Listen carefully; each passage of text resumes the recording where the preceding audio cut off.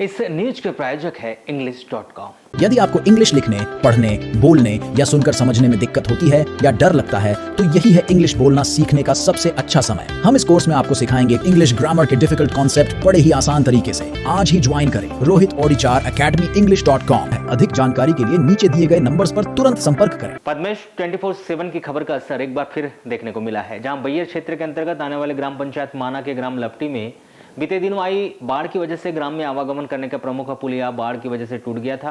ग्रामीण अपने ही गांव में कैद हो गए थे और आने जाने के लिए उनके लिए कोई रास्ता नहीं बचा था।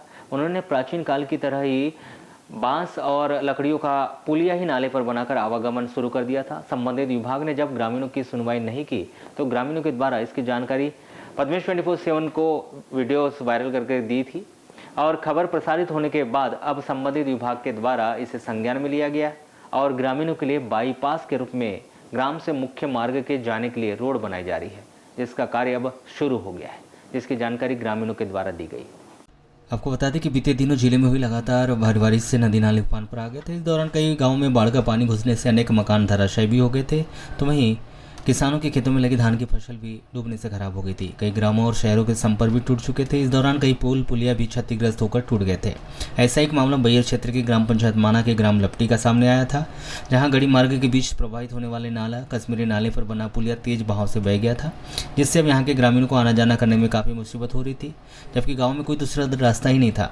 अब यहाँ के ग्रामीणों का मानना है कि यदि ऐसी स्थिति में किसी का स्वास्थ्य बिगड़ जाता या तो ग्राम तक एम्बुलेंस नहीं पहुंच पाती थी।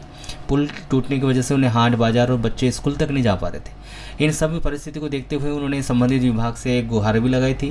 विभाग के द्वारा इस समस्या पर ध्यान न देते हुए ग्रामीणों की सुनवाई नहीं की गई थी। तब ग्रामीणों ने परेशान होकर अपनी व्यवस्था बनाने के लिए प्राचीन काल में बनाए जाने वाले लकड़ी के पुल पुलिया जैसे आवागमन कर पुलिया यहाँ बना लिया और अब उससे ही वे आना जाना कर रहे थे, जिस पर ग्राम के एक नागरिक के द्वारा लकड़ी के बनाए गए इस पुलिया का वीडियो और फोटोज बनाकर सोशल मीडिया से बालाघाट एक्सप्रेस को भी भेजा गया था। इसे हमारे पद्मेश 24/7 के माध्यम से प्राथमिकता से इसे प्रसारित किया गया था। इसका खबर प्रचारित होने के बाद संबंधित विभाग ने इस पर संज्ञान लेते हुए कुछ ही दिनों में अधिकारियों की टीम को गाँव का जायजा उन्होंने वहाँ जाकर लिया। अब गाँव में बाईपास रोड बनाने का कार्य शुरू कर दिया गया है। इसकी जानकारी ग्रामीणों के द्वारा 21 सितंबर को पुनः वीडियो जारी कर बताया गया है।